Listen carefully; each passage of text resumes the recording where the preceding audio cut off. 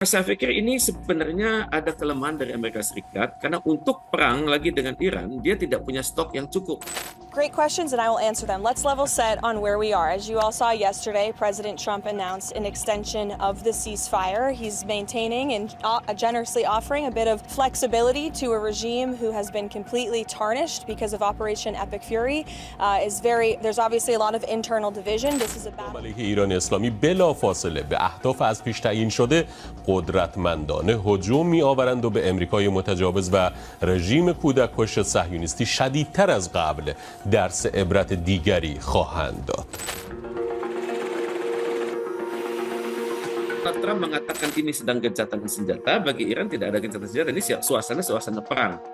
Jadi kalau sekiranya Amerika Serikat menyerang lagi, Iran akan membalas dengan lebih dahsyat.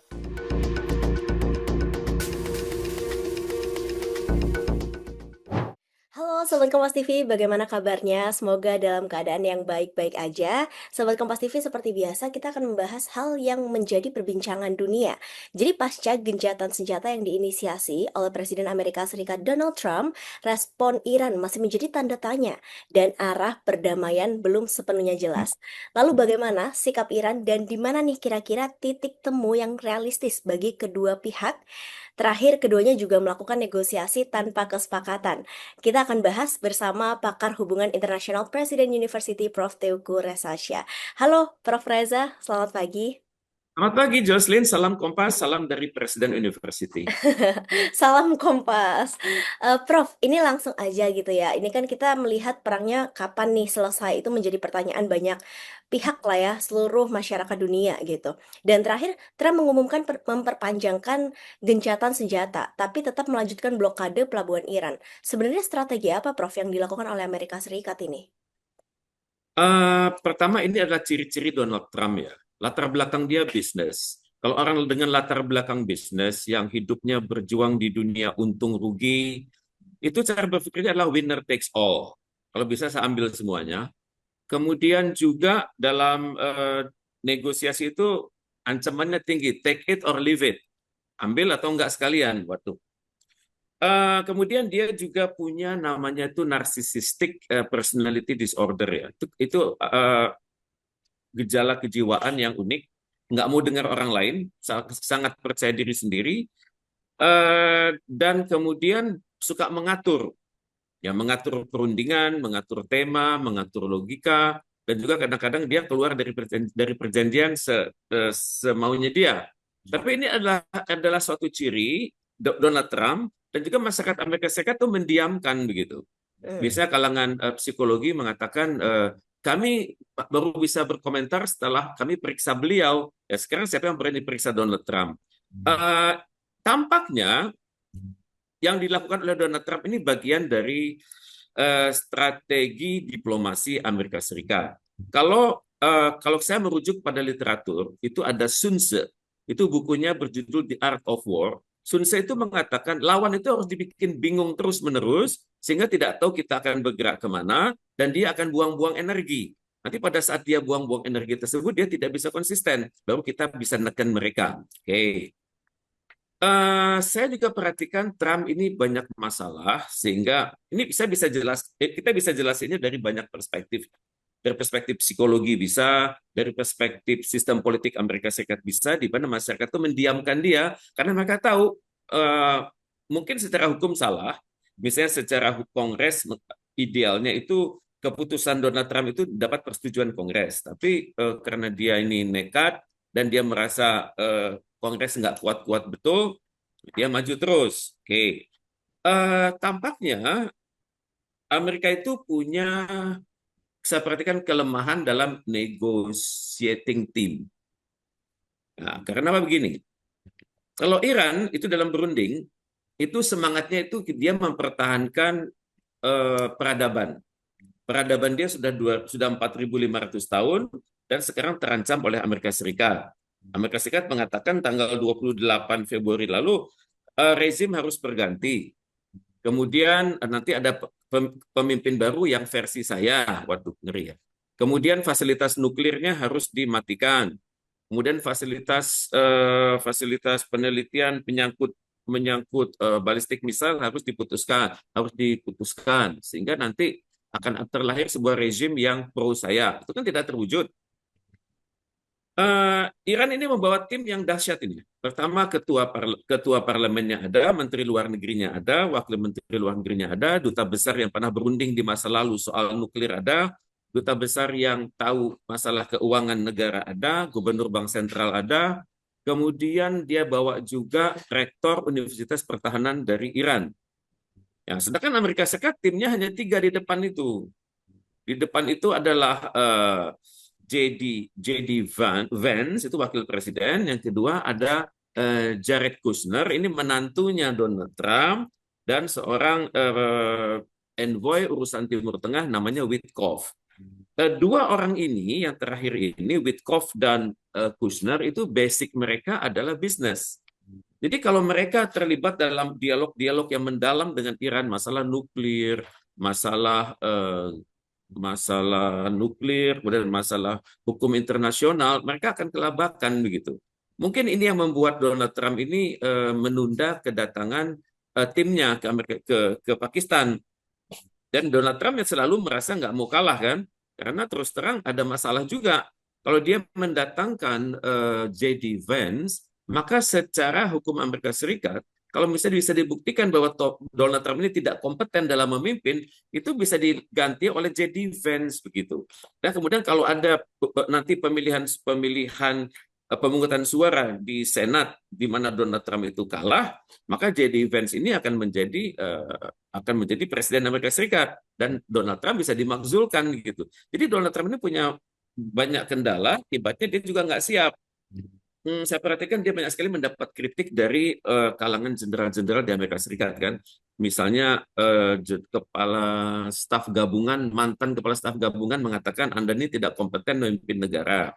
Kemudian mantan kepala staf angkatan udara mengatakan Anda ini mengurus negara kok secara tidak profesional. Kemudian ada lagi jenderal yang lain mengatakan Anda ini tidak konstitusional. Dan terakhir dalam satu rapat di Amerika Serikat, ada seorang jenderal bintang 4 yang menolak memberikan ini kode untuk nuklir. Di mana sebagai presiden, dia adalah panglima tertinggi, dia bisa menggerakkan angkatan senjata untuk meledakkan Iran lewat nuklir.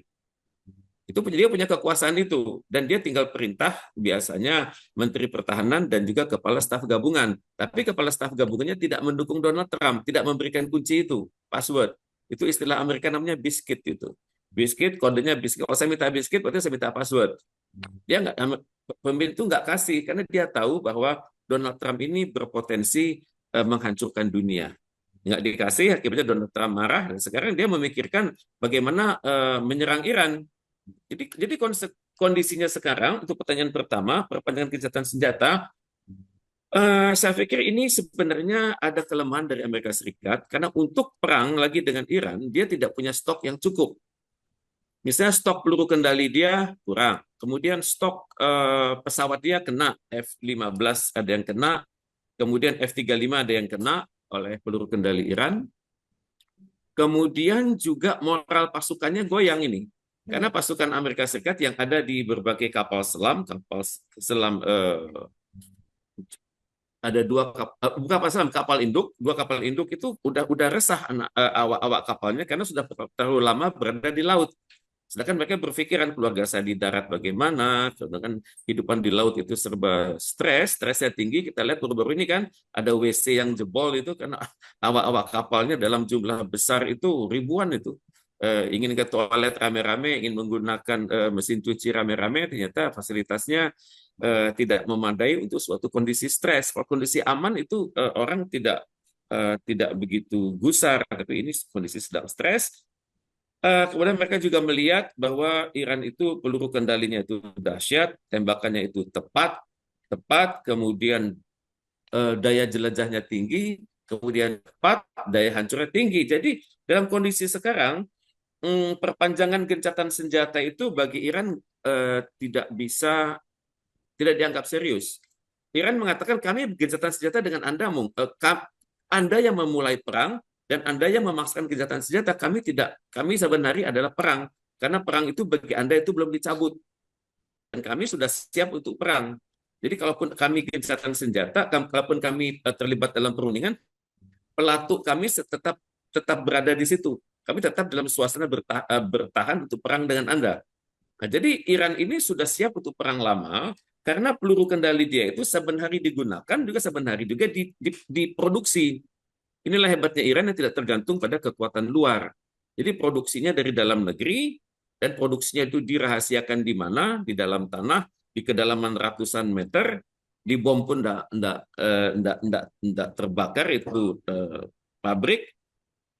Jadi kondisinya sekarang adalah, walaupun Donald Trump mengatakan ini sedang gencatan senjata, bagi Iran tidak ada gencatan senjata, ini suasana perang. Jadi kalau sekiranya Amerika Serikat menyerang lagi, Iran akan membalas dengan lebih dahsyat. Dan sasarannya mana? Sasarannya sesuai dengan peluru kendali itu. Ada jarak pendek, jarak menengah, dan jarak jauh. Ya, jarak jauhnya sampai ke Israel. Bisa nyampe di dekat-dekat antara 1.500 sampai 2.000 kilo. Kemudian jarak dekat itu sampai 750 sampai 1.000 kilo. Dan jarak dekat itu 500 sampai 750 kilo. Jadi seperti dinyatakan oleh Duta Besar Iran di PBB pada bulan Januari lalu, dikatakan ini gelagatnya negara kami akan diserang. Gelagatnya lagi, Amerika Serikat itu tidak taat pada perjanjian. Misalnya perjanjian tahun 2018 namanya JCPOA atau Joint Comprehensive Plan of Action, itu dibentahkan oleh Amerika Serikat. Kemudian pada saat mereka lagi berunding lagi bulan Juni tahun lalu, dibatalin lagi oleh Amerika Serikat dan Israel. Pada tanggal 28 Februari diserang lagi Irannya. Jadi Iran nggak pernah percaya pada Amerika Serikat. Bahkan di kalangan pemerintah Iran dan juga masyarakat Iran, mereka menganggap Amerika itu setan. Ini unik ini. Dianggap setan, dalam bahasa Arab itu Syaitanul Akbar atau Great Satan. Kalau Israel itu setan kecil atau Syaitanul Asgor. Setan ini kalau dalam bayangan Iran selama bulan Ramadan kemarin nggak boleh diajak ngomong, harus dimusuhin. Kemudian kalau sekarang setan itu pun mau ngomong, Iran sudah punya rumusnya. Apa yang Anda katakan itu pasti keliru, pasti salah, pasti bohong. Kemudian kalau Anda mengajak kami terlibat dalam perjanjian, Anda akan nanti akan ingkar. Anda nggak akan ngaku itu ide dari Anda. Kemudian kalau sudah terwujud suatu kerjasama, misalnya bagaimana melaksanakan protokol perjanjian, Anda akan menggunting dalam lipatan. Itu sudah ada dalam bayangan Iran. Jadi kalaupun Amerika Serikat mengajak gencatan senjata, Iran juga tanya, saya tidak akan percaya pada apa yang Anda katakan, karena terbukti selama periode gencatan senjata yang Anda katakan itu, Anda menyita kapal kami. Tuh. Kemudian Anda juga Anda juga membajak kapal Cina. Jadi kami tidak akan pernah percaya pada Anda, dan karena itu silakan Anda katakan gencatan senjata, bagi kami tidak ada gencatan senjata, hari-hari adalah hari perang, dan untuk itu kami mempertahankan marwah negara kami, dan kami siap mati untuk itu. Nah, ini kata prajurit-prajurit Iran. Nah, untuk itu, ini perkembangan gencatan senjata. Nah, ini kan yang bingung Pakistan kan. Pakistan kan negosiator. Pakistan itu diterima oleh Iran, diterima oleh Amerika Serikat. Karena lokasinya bagus dekat dengan Iran, sekitar terbang antara 3 sampai 5 jam, juga tergantung nanti lewat jalur mana ya. Pakistan menyiapkan tempat yang aman, dan Pakistan juga menyiapkan pengamanan. Pulang pergi diamankan oleh Pakistan. Kalau Iran harus diamankan oleh Pakistan, kalau Amerika sih nggak usah ngamanin ya. Nah, Prof, berarti dari pernyataan Prof tadi, berarti bisa saya simpulkan bahwa Trump mengatakan pemerintahan Iran terpecah gitu. Padahal jangan-jangan Amerika Serikat sendiri itu juga sedang terpecah ya, Prof ya, dari internalnya mereka gitu. Memang sasaran Amerika Serikat adalah mengganti pemerintahan ya. Kemudian dalam mengganti pemerintahan itu dia akan menciptakan kondisi ada yang loyal pada imam, pada ayatollah, dan ada yang tidak loyal pada ayatollah. Kemudian diciptakan kondisi perbenturan di antara birokrasi di Iran. Jadi kalau kita lihat sistem politik Iran, di sana ada mekanisme namanya wilayatul faqih. Wilayatul faqih itu artinya pemimpin itu benar-benar menguasai wilayahnya, bukan hanya secara spiritual, tapi secara politik. Kalau kita nyebutnya ipol exos hankam, ideologi, politik, ekonomi, sosial, budaya, pertahanan, keamanan. Dan juga di kalangan masyarakat itu ada sistem namanya adalah marja'i taklid. Artinya saya taat pada pemimpin saya. Dalam ketaatan tersebut mereka tidak membantah apa kata pemimpin, dan mereka juga mengikuti apa kata pemimpin dengan sepenuh hati. Dan otomatis angkatan bersenjata, kementerian, lembaga, dan juga Garda Revolusi itu satu kata, satu suara dengan pemimpin. Jadi kalau Amerika Serikat mengatakan ada pemerintahan yang goyah, ya kalau Iran mengatakan tidak mungkin. Kami ini mempertahankan sebuah peradaban. Kami tidak berpikir soal kekuasaan. Kami tidak berpikir siapa menang di antara kami. Tidak. Karena bagi mereka, itu struktur kepemimpinan sudah jelas. Ayatollah itu di atas, yang lain berada di bawahnya. Piramida kekuasaan di Iran itu sangat jelas. Kemudian kalaupun ada pemimpin yang meninggal, misalnya berpangkat mayor jenderal senior ya, maka mayor jenderal junior di bawahnya sudah siap memimpin. Mayor jenderal senior ini meninggal, maka letnan jenderal senior sudah siap. Jadi begitu prosesnya. Dan nanti di kalangan para jenderal yang lain ada proses promosi yang alamiah begitu. Jadi Iran tidak pernah merasa kekurangan pemimpin, dan dia juga merasa solid bersama pemimpin yang sekarang. Jadi anggapan Donald Trump itu gunanya adalah untuk divide et impera, memecah belah masyarakat Iran. Dan dengan demikian diharapkan pada saat mereka sedang merasa terpecah belah tersebut, akan ada kelompok-kelompok yang mencari perlindungan dari Amerika Serikat, walaupun di Iran itu sangat sulit berhubungan dengan Amerika Serikat. Orang Amerika Serikat masuk saja ke dalam negerinya susah, kemudian kalau orang Iran keluar negeri pun mereka berkelompok dalam komunitas mereka. Misalnya kalau ada negosiasi, ada pertemuan internasional, delegasi Iran berlima, nanti rapatnya mereka berlima terus, makan berlima, jalan berlima, jadi sangat sulit dibujuk untuk beralih keyakinan politik mereka. Jadi apa yang Donald Trump katakan itu ya itu versi Donald Trump, tapi bagaimana prakteknya ya kita harus uji di lapangan. Walaupun kalau saya menempatkan diri sebagai orang Iran, maka yang akan Iran lakukan adalah kami tetap solid, kami tetap menganggap Anda musuh, kami tidak percaya pada gencatan senjata versi Anda, dan kami tetap menggalang pasukan kami untuk siap bertempur dengan Anda. Oke, Kalau Iran juga katakan, kalau perlu Anda datang lebih cepat, lebih baik. Waduh, ini kata pemimpin Iran ini. Oke.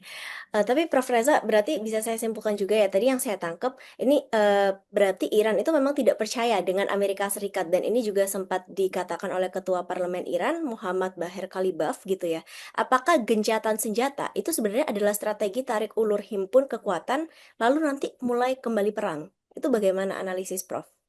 Terima kasih. Gencatan senjata ini kan suatu kesiapan psikologis pertama untuk mempersiapkan Amerika Serikat untuk lebih siap dalam perang. Kalau istilah Sun Tse-nya itu menajamkan pedang gitu. Jadi namanya gencatan senjata, tapi saya istirahat untuk menajamkan pedang saya karena menjaga gudang-gudang saya dan memeriksa kuda-kuda saya. Nah, dalam perang modern sekarang ya gencatan senjata itu waktunya kan dia yang tentukan, dan juga dia bisa batalkan kapanpun dengan alasan terjadi sesuatu yang memaksa dia harus membatalkan gencatan senjata tersebut. Dalam gencatan senjata ini kenyataannya Amerika Serikat mengecek ini supply-nya, mengecek supply, mengecek kondisi stok, mengecek juga kondisi kesiapan pasukan dia, juga memeriksa koordinasi mereka secara komunikasinya, kemudian memeriksa kesiapan radar mereka, kemudian memeriksa juga kesiapan satelit-satelit mereka. Karena pada saat mungkin gencatan senjata kan satelit mata-mata kan jalan terus, sinyal komunikasi diperiksa terus, kemudian pemeriksaan pasukan jalan terus, kapal selam jalan terus, ya toh, kapal induk jalan terus. Jadi mereka ya pengertian gencatan senjata ini kan tentunya harus ada siapa sih wakil orang pihak yang dipercaya untuk memonitor gencatan senjata, kan nggak ada. Mestinya PBB berada pada posisi ini. Mestinya Sekjen PBB menunjuk seorang pejabat tinggi dengan jabatan barangkali under Secretary General yang untuk ngurusin ini, tapi nggak ada. Jadi di tengah serba ketidakadaan tersebut, serba kebingungan tersebut, Amerika Serikat memimpin opini dunia, menunjukkan kesan bahwa dia adalah pihak yang rendah hati, pihak yang memberi kesempatan Iran untuk tidak diserang. Tapi dia juga mempersiapkan birokrasi dia untuk semakin kompak karena perang ini harus dimenangkan dan dia itu kan harus punya jalur exit plan yang manis sehingga nanti kalaupun dia menangnya menang tipis tapi dia tetap menang gitu. Jadi ini yang ada dalam benak Amerika Serikat. Pasti dia sudah mengincar pelabuhan-pelabuhan Iran, pasti dia sudah menyasar kementerian-kementerian teknis Iran, pasti dia sudah mengincar juga pusat-pusat air Iran, International Humanitarian Law namanya IHL, terlarang menyerang situs-situs, menyerang pusat agama, menyerang pusat-pusat peradaban, menyerang lembaga pendidikan itu terlarang. Tapi kan pastikan mereka sudah menyasar itu semua. Jadi nanti begitu Amerika Serikat membuat alasan bahwa mereka mengakhiri gencatan senjata secara sepihak, yang Iran sendiri tidak mengakui gencatan senjata tersebut, ya dia tetap akan menyerang dengan jumlah serangan yang luar biasa seperti pada tanggal 28 Februari silam. Nah, Iran sudah siap untuk itu. Katanya peluru kendali Iran itu sudah semakin fokus dan Iran dari hari ke hari akan mengeluarkan peluru kendali yang lebih canggih. Dan bahkan Vladimir Putin mengatakan Iran itu punya sesuatu yang dunia belum pernah lihat. Dan mungkin sekaranglah saatnya peluru kendali yang tercanggih tersebut dikeluarkan karena peradaban Iran sedang terancam musnah ini, bukan terancam mundur. Dan untuk itu tampaknya Iran siap perang hidup atau mati, karena dalam pikiran prajurit-prajurit Iran ini adalah perang yang suci, holy war, karena mempertahankan tanah air. Dalam Islam mempertahankan tanah air itu adalah bagian dari iman. Iman, dan kalau wafat itu matinya syahid. Mati syahid itu artinya mati dengan tujuan kemuliaan, ya, tujuan kemuliaan dan dapat dibenarkan secara spiritual. Dan untuk itu yang mati dalam keadaan ini tidak usah dimandikan, langsung kuburin aja. Ini orang Iran percaya sekali gitu. Saya meninggal, saya syahid, keluarga saya ikut terberkati, dan saya tidak akan jadi masalah bagi masyarakat karena saya langsung dikubur. Dan ya cukup didoakan dan langsung dikubur, ya sudah. Dan ini kepercayaan mereka, dan mereka percaya bahwa kematian itu adalah takdir semua orang yang bernyawa, dan untuk itu mereka siap menjemput takdir dalam keadaan syahid, dalam dalam dalam kerangka memelihara iman, dalam kerangka melindungi negara dan mencari keridhaan dari Allah Subhanahu wa Ta'ala. Ini kira-kira cara berpikirnya masyarakat Iran. Mungkin secara logika itu sulit diterima, ini secara orang barat sulit. Tapi kita sudah buktikan kan dalam perang 10 November di Surabaya itu. Yang datang kan Inggris itu. Inggris kan pemenang perang itu. Perang Dunia Kedua datang dengan senjata mutlak. Kemudian Inggris tanknya lengkap, pokoknya senjatanya senjata standar dunia, dan orang-orang kita kan pada saat itu bersenjatakan bambu runcing. Bambu runcing itu mungkin tidak standar panjangnya, tidak standar lebar, tapi digunakan buat menyerang orang bersenjata otomatis, dan ternyata semangat atau girohnya orang yang mempertahankan negerinya itu kan luar biasa itu, sehingga terlahir energi yang luar biasa, yang lawannya jadi takut gitu. Nah, ini dipraktekkan oleh Iran, dan ini Iran siap bahkan mengatakan lebih cepat Anda kirim pasukan darat lebih baik bagi kami gitu. Ini Prof, luar biasa. ini kan Ya, kemarin juga Iran pamer rudal canggih dengan hulu betul, ledak ya 1 ton di tengah gencatan senjata lanjutan. betul. Nah, itu tuh apakah pamer senjata ini adalah sebenarnya cara Iran untuk membantah Trump atau seperti apa? Kita nggak tahu bagaimana cara berpikir Iran. Ini rahasia ya. Tapi kan kalau secara keilmuan namanya show of force kan. Show of force itu artinya kami menunjukkan kesiapan kami. Kalau apakah nanti senjata itu kami pakai atau enggak itu urusan kami kan. Tapi ini kami punya gitu. Kami produksi sendiri, dan siap-siap bisa berjarak lebih jauh daripada 2000 km itu kan. Ini kan rahasia. Dan tapi pasti senjata Iran itu tidak memuat nuklir ya. Karena Ayatollah sudah mengharamkan penggunaan nuklir itu. Jadi semua senjatanya konvensional, daya ledak tinggi, daya hancur tinggi, kecepatan tinggi, kemudian juga punya kemampuan menipu radar-radar di bawah. Ini yang bikin radar Iran namanya radarnya Amerika Serikat itu kok rasanya nggak mempan gitu ya, seperti Sling, kemudian namanya lagi Arrow ya itu kok nggak mempan gitu karena mereka itu tidak disiapkan itu berhadapan dengan serangan versi Iran. Kalau dulu kan dalam dengan Amerika rudal dilawan rudal, peluru kendali dilawan oleh peluru kendali kan. Ya sekarang yang datang itu peluru kendali dalam jumlah banyak sekaligus gitu. Akibatnya fasilitas anti rudal Amerika Serikat yang ada di Israel itu bingung gitu. Mana yang benar? Sekali datang mungkin 100 peluru kendali, dari 100 peluru kendali itu yang canggihnya mungkin 3, yang tidak canggihnya 90-an. Kemudian peluru kendali Amerika Serikat mahal-mahal harganya tuh digunakan buat menghadapi satu persatu, akibatnya stoknya akan habis. Dalam keadaan stok habis tersebut, Amerika Serikat mendatangkan stok dari Jepang, dari Korsel, dari Australia, dari Uni Eropa. Ya akibatnya kan terjadi kevakuman di negara-negara tersebut. Jadi yang terjadi sekarang adalah Australia komplain, kemudian Korea Selatan komplain, Jepang juga komplain. Perlu nggak sih, Prof, keterlibatan negara-negara lain, termasuk Indonesia sendiri, untuk turut andil memediasi AS Iran, untuk duduk berunding hingga tercapai kesepakatan dan berakhir damai? Itu bagaimana pandangan Prof. Reza? Sementara negara-negara Eropa dan juga sekutu-sekutu Jepang itu kan takut ya, Oke. karena perang ini bermasalah ini. Pertama, perang ini bertentangan dengan hukum Amerika Serikat sendiri. Mestinya dia konsultasi ke Kongres. Itu yang pertama, kesalahan pertama. Kesalahan kedua adalah kalau dia punya masalah dengan negara lain, itu selesaikannya lewat hukum internasional. Jadi secara piagam PBB itu items 2.4.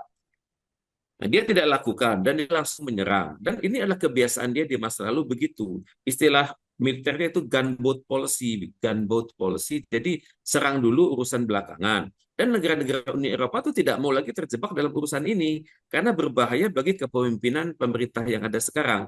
Mereka jadi semakin tidak populer dan juga rakyat di negara di seluruh dunia sudah semakin cerdas karena mereka melihat bahwa ini perang yang salah begitu. Dan juga mereka melihat bahwa pejabat tinggi Amerika Serikat, saya lupa namanya Joe Ken kalau nggak salah, yaitu direktur dari counter terrorism.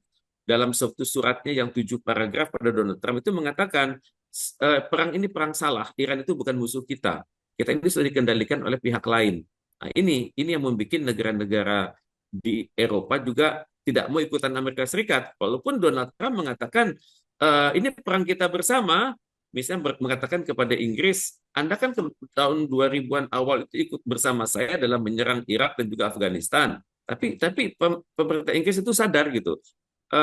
Mereka sudah terjebak di masa lalu. Jadi kalau kita lihat statement dari Tony Blair sekarang, dia seringkali kecewa gitu. Karena sudah perang yang dia ikuti mentah-mentah dengan Amerika Serikat itu membuat banyak nyawa prajurit Inggris wafat dan sekarang membuat kesedihan lama dari keluarga-keluarga mereka di Inggris. Kemudian Indonesia, untuk menjadi juru damai, kan sekarang sedang dipegang oleh Pakistan kan. Kemungkinan besar ada negara-negara lain juga terlibat. Cuma untuk menjadi juru damai, itu ada persyaratan teorinya kan. Persyaratan teorinya adalah kedekatan kita dengan Iran itu sama dekatnya kita dengan Amerika Serikat. Ini yang tidak bisa kita buktikan gitu. Misalnya begini, ditanya oleh Iran, Presiden Anda itu setahun terakhir berapa kali ke Amerika Serikat dan berapa kali ke kami, kan jawabannya kan bikin kita malu jawab kan. Terus Iran juga bertanya, oke deh, Anda kemarin ikutan Board of Peace, itu alasannya apa? Padahal itu kan bloknya Amerika Serikat yang baru buat melawan PBB. Nah, kita kan harus menjelaskan kan kepada Iran. Kemudian juga pada saat pemimpin besar kami wafat tanggal 28 Februari, kenapa jawaban Anda itu menempatkan kami pada pihak yang setara yang harus kembali pada meja perundingan? Padahal kami yang diserang, padahal kami sedang berunding dengan dia. Nah, jadi ini adalah hal-hal yang Indonesia harus jelaskan kepada Iran untuk menjadi juru damai. Kemudian untuk jadi juru damai juga harus nggak bisa gerak sendiri karena mahal ini. Mahal mendatangkan juru runding dari Amerika Serikat jumlahnya sampai 70 orang, dari Iran juga sekian puluh orang, ketemu taruh di mana, kemudian nanti fasilitasnya seperti apa, dan juga nanti pengamanannya seperti apa. Ya enggak? Kalau buat negara-negara kecil kita sangguplah. Dulu kita pernah menjadikan Indonesia tempat berunding untuk namanya itu JIM 1 dan JIM 2 itu di Kamboja, perihal Kamboja. ya kan, Jakarta International Meeting namanya itu, JIM 1 dan JIM 2.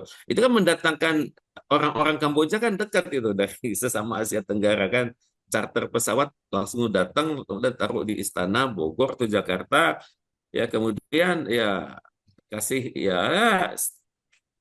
ya food and beverage yang standar ASEAN kan, ini standar Timur Tengah dan standar Amerika tuh nggak main-main, ditambah akan sangat mahal itu. Oke. Kalau Prof. Indonesia menjadi Mm-mm. Kalau Indonesia seperti Pakistan akan sangat mahal. Mungkin yang bisa kita lakukan adalah Indonesia ini bekerja sama dengan OKI, Organisasi Konferensi Islam, bekerjasama dengan Gerakan Non-Blok, kerjasama juga dengan yang namanya itu Liga Arab. Karena mereka ini jumlahnya besar, jumlah-jumlah ini gede ini. Atau juga koordinasi juga dengan negara-negara MIKTA. Kemudian mungkin kita bisa menggalang solidaritas. Tapi nggak bisa kita kan ini Indonesia, tidak. Kita menggalang aja solidaritas dari grup-grup yang tadi itu untuk bikin suatu istilah itu istilah negosiasi pertemuan di wilayah Turki misalnya yang lebih dekat. Ya cuman Iran juga akan berpikir Turki ini kan anggota NATO. Ini salah-salah hatinya ke sana. Ya carilah negara ketiga yang bisa untuk menengahi ini. Ya kalau Indonesia terlalu jauh, negara Timur Tengah siapa gitu? Karena selama ini kan banyak negara Timur Tengah sudah dibom oleh Iran karena mereka diam-diam mendukung Amerika Serikat kan. Pangkalan militer mereka digunakan buat ini mempersulit Iran mengirim peluru kendali dari Iran ke Tel Aviv. Oke. Jadi Kemarin, mm-mm. silakan. Oke, kemarin China juga sempat respon Amerika Serikat soal gencatan senjata itu, Prof. Mereka siap terlibat aktif untuk mendukung AS Iran berunding hingga damai. Itu bagaimana kalau Prof lihat? Mungkin Cina sanggup karena Oh, Cina sangat kaya dan dia punya wilayah yang berada di Asia, oke. ya kan? Mungkin eh,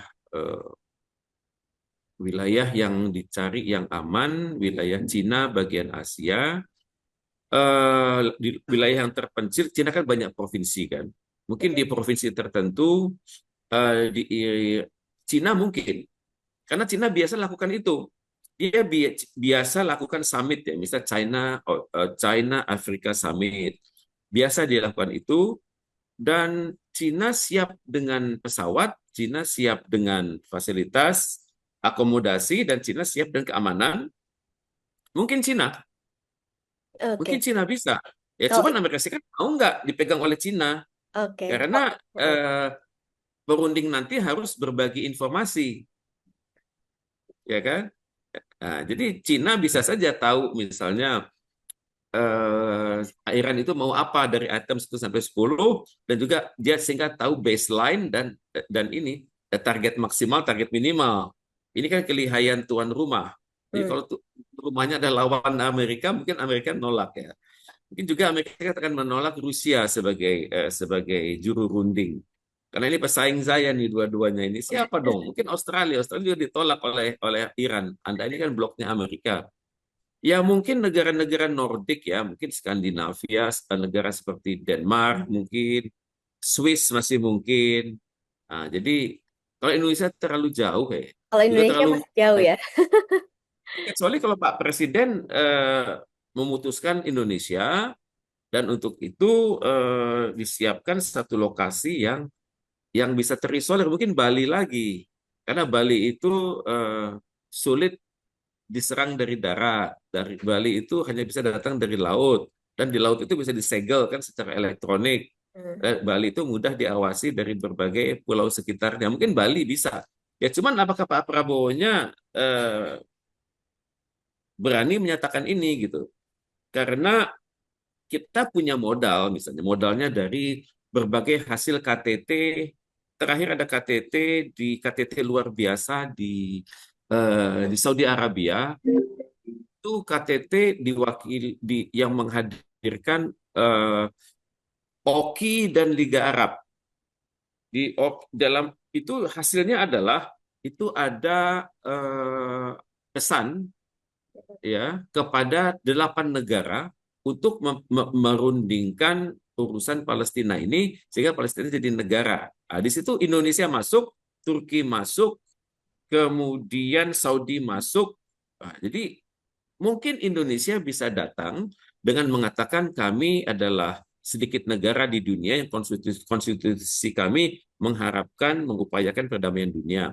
Kemudian kami sangat setia pada perdamaian dunia lewat konferensi Asia Afrika kami. Dan kami adalah pendiri non-blok. Dan kami senantiasa aktif dalam perdamaian dunia. Kalau Pak Prabowo bisa katakan itu, kepada Iran, semoga Iran bisa luluh hatinya untuk dikirim ke Indonesia, untuk datang ke Indonesia. Cuman terbang dari Iran ke Indonesia itu kan 8 jam. Apakah kita siap menyiapkan pesawat untuk mengawal mereka? Oke. Ya kan? Jadi memang Kalau banyak kalau ya, Pakistan pertimbangannya banyak sekali ya, Prof ya. banyak sekali deh. Iya betul, Jocelyn. Prof, kemudian babak baru perundingan Amerika Serikat dan Iran. Kira-kira, akankah tercapai kesepakatan? Perang akan sampai kapan nih, Prof? Dalam perundingan itu kan harus ada prakondisi kan. Ya prakondisi ini dunia itu harus melihat apa harapan Iran, apa harapan Amerika Serikat. Dan mereka juga harus perhatikan apa sih kekhawatiran Amerika Serikat atau kekhawatiran Iran. Kalau kekhawatiran Amerika Serikat, perang ini Mbok ya harus segera selesai. Karena kalau lama selesai, itu akan semakin dekat dengan yang namanya itu midterm election bulan November nanti. Sekarang kecenderungannya, Donald Trump ini popularitasnya makin turun. Nah, dan rakyat saya sudah mulai nggak senang sama saya, sudah lebih senang saya diganti gitu kan. Kemudian juga Partai Republik juga sudah mulai marah sama Donald Trump, kok nggak selesai ini perang kan. Ya, kalau Demokrat juga mengatakan kita harus segera makzulkan Donald Trump, tapi suaranya belum cukup begitu kan, karena harus menang ini nanti di Senat ini. Nah, jadi sekarang yang menakutkan Donald Trump itu adalah demonstrasi kan di seluruh negara bagian di Amerika Serikat yang sudah mengkritisi dia, bisa menghubungkan no more crown clown, kayak begitu kan. Itu sudah terjadi. Kemudian dia juga takut pada saat yang sama Benjamin Netanyahu juga bisa terseret ke pengadilan karena urusan korupsinya tinggi di sana ya di Israel. Jadi dalam suasana seperti sekarang harapan dari Donald Trump adalah segera selesai perang ini dan dia sebagai pemenang. Cuman sebagai pemenangnya di mana? Di sini kita harus kreatif. Iran kan punya 10 tuntutan ini. Ada 10 tuntutan Iran. Kita kan nggak mungkin mengharapkan 10 tuntutan itu terjawab semuanya. Dan sehingga terlahir hasil 10 kali 10 namanya 100 gitu kan. Nggak mungkin. Kita harus memecah tuntutan Iran itu ke dalam items-items yang bisa dinegosiasikan. Ini kan tugas Pakistan ini sebagai tuan rumah, sebagai negosiator. Tentunya dia harus mencari titik-titik temu dari semua items yang Iran ajukan tersebut, mana yang bisa dinegosiasikan dan tidak bisa dinegosiasikan. Nah, untuk itu kan Pakistan harus jernih ya berpikir ya. Kalau saya sih mencoba melihat gini, tuntutan Iran itu kan ada 10, tapi yang paling Iran sering sebut itu kan 3. Pertama Hormuz, kedua adalah uranium yang diperkaya, ketiga pembayaran atas kerugian Iran akibat perang ini kan. Oke. Pertama syarat uranium yang diperkaya. Kan yang terlarang itu kan uranium sampai 90% kan. Itu artinya uranium itu sudah siap untuk dijadikan nuklir untuk tujuan perang. Ya, sekarang Iran itu berapa itunya levelnya? Ada yang bilang 45, ada yang bilang 60. Berarti kan harus ada persetujuan dari International Atomic Energy Agency. Nah, dalam perundingan yang kedua ini harapan sungguh ideal kalau Dirjen IAEA itu bisa datang ke Iran sehingga dia dengan yakin mengatakan kepada dunia tingkat pencapaian Iran sekarang adalah X dan dan ke atas itu maksimal 90 dan tidak boleh. Dan garis merahnya di mana? Nah, itu titik temu itu. Misalnya titik temunya adalah misalnya 20% menuju angka 90. Oke, kalau mungkin begitu bilang 20%, mungkin Israel bilang ke Amerika Serikat bilang aja 30% menuju 90. Nah, ini kan mungkin kalau dikemukakan oleh IAEA, kemudian dengan sanksi yang tegas, kemudian dengan ancaman pada Iran bisa dilakukan on-site inspection, bisa diperiksa setiap saat. kemudian semua operator nuklir Anda harus punya sertifikasi, mungkin kan? Kemudian kemudian semua fasilitas Anda itu harus terverifikasi oleh IAEA. Nah, sekarang itu mungkin Iran bisa mau juga, tapi harus ada pihak yang punya otoritas untuk itu. Iran akan menolak ketika Amerika Serikat mengatakan Anda tidak boleh melakukan aktivitas nuklir sampai 25 tahun ke depan. Iran merasa ini apa urusannya Anda? Bagi kami nuklir itu adalah ini buat tujuan pembangunan jangka panjang kami. Karena nuklir memang dapat digunakan untuk kesehatan, untuk industri, kemudian untuk transportasi. Jadi Iran melihatnya itu nuklir untuk tujuan damai. Bahkan Iran bisa mengatakan Ayatollah kami selama ini senantiasa mengatakan haram menggunakan nuklir untuk tujuan perang. Nah, untuk itu kan ini kan adalah amunisi pihak Iran. Berarti kalau misalnya nuklirnya dibatasi sampai nggak sampai 30% dari 90%, berarti kan angkanya 90 kurangin 27 itu 73. Jadi katakan oleh IAEA haram sampai 73 dan lampu kuning kalau sudah masuk 68 69. Nah, mungkin Iran agak terima begitu. Yang Iran tidak mau kan intimidasi dari Amerika Serikat. Di satu sisi dia mengatakan gencatan senjata, tapi pada saat yang sama dia juga menyerang kapal-kapal Iran, menyandera. Kemudian dia juga menyerang kapal-kapal Cina yang bergerak dari Port Kelang di Malaysia menuju pelabuhan di Iran itu diserang. Nah, ini kan suatu prakondisi yang nggak baik begitu. Nah, untuk itu Iran mengharapkan prakondisi dulu. Apalagi prakondisi Iran adalah Anda selama ini menghina pemimpin besar kami, Ayatollah kami. Anda katakan teroris, Anda katakan Ayatollah kami menggalang persatuan Arab untuk menghancurkan Amerika. Itu kan Anda harus minta maaf dulu begitu. Nah, ini kan prakondisi. Kemudian juga prakondisinya Donald Trump dari sekarang janganlah menggunakan kata-kata kasar lagi terhadap Iran. Nah, ini kan kalau bisa Amerika Serikat bisa lakukan prakondisi, maka Iran tampaknya mau maju ke meja perundingan. Ya, ini prakondisi ya. Terus dari item 10 itu kan pasti ada yang bisa dinegosiasikan kan bisa begini. Untuk urusan uranium itu serahkan ke urusan pada International Atomic Energy Agency. Nah, mereka ini yang punya perangkat untuk mengetahui kesiapan Iran sampai berapa sekarang gitu. Kemudian kemungkinan ke depannya apa yang bisa dilakukan untuk mencegah jangan sampai naik ke level 70% misalnya ya. Nah, itu masih bisa dinegosiasikan. Mungkin Iran akan mengatakan kami ingin kembali kepada perjanjian Joint Comprehensive Plan of Action tahun 2018 lalu sebelum dibatalkan oleh Amerika Serikat. Ya mungkin Iran bisa katakan itu. Dan untuk itu kan perlu ada jaminan dari negara-negara Uni Eropa dan peserta JCPOA tersebut kan. Harusnya dalam hal ini Rusia sama Cina itu berani menjamin bahwa kalau nanti ada fasilitas nuklir Iran yang harus disupervisi, kami siap bersama dengan IAEA. Atau misalnya kalau misalnya ada barang-barang terlarang dari Iran dan ingin dimusnahkan, kami siap bantu musnahkan. Kira-kira begitu deh. Ini JCPOA ini urusan nuklir ini masih bisa dinegosiasikan saya pikir ya. Kemudian urusan Hormuz. Hormuz ini kan bagi Iran adalah pertahanan dan kedaulatan. Tapi pada saat yang sama Inggris dan Perancis mengatakan ingin membangun konsorsium bersama negara-negara di dunia, tapi kapan itu dilakukan belum dikonsultasikan dengan Iran. Ya mungkin bisa saja dilakukan di perairan 200 mil dari Hormuz. Bisa, tapi tidak di dalam Hormuz. Hormuz itu wilayahnya Iran itu. Wilayahnya untuk Iran dan Oman. Prof. Reza, berarti ini bisa berarti ini Betul. Oke, berarti ini bisa saya simpulkan ada 3 poin yang diajukan Iran dan ini poin-poin penting yang akan menjadi apa ya ibarat kata kayak yang akan Titik temu. menentukan ya titik temu gitu untuk tercapainya perdamaian dengan Amerika Serikat. Seandainya tidak tercapai, artinya Iran juga sudah siap kembali untuk mengangkat senjata. Begitu ya, Prof. Reza ya? Betul, iya deh. Oke. Nah, Prof. Reza, ini singkat aja. Prof. Reza sendiri optimis nggak akan tercapai kesepakatan? Optimis atau tidak, Prof? Ya, pertama prakondisinya harus dibikin dulu ya. Prakondisi dari Amerika Serikat. Dia tidak mempermalukan Iran, dia menghargai peradaban Iran. Karena begini ya, Amerika Serikat kan dulu kan musuhan sama Vietnam. Oke. Sampai tahun 75 tuh perang itu kan, di mana Amerika Serikat menurunkan 500.000 personil, meninggalnya 50.000 personil, 10%. Kenapa Amerika Serikat nggak berpikir alternatif? dia bikin perundingan dengan tokoh-tokoh Iran. Intinya adalah ada perdamaian, dan nantinya Amerika Serikat akan membantu rekonstruksi Iran misalnya.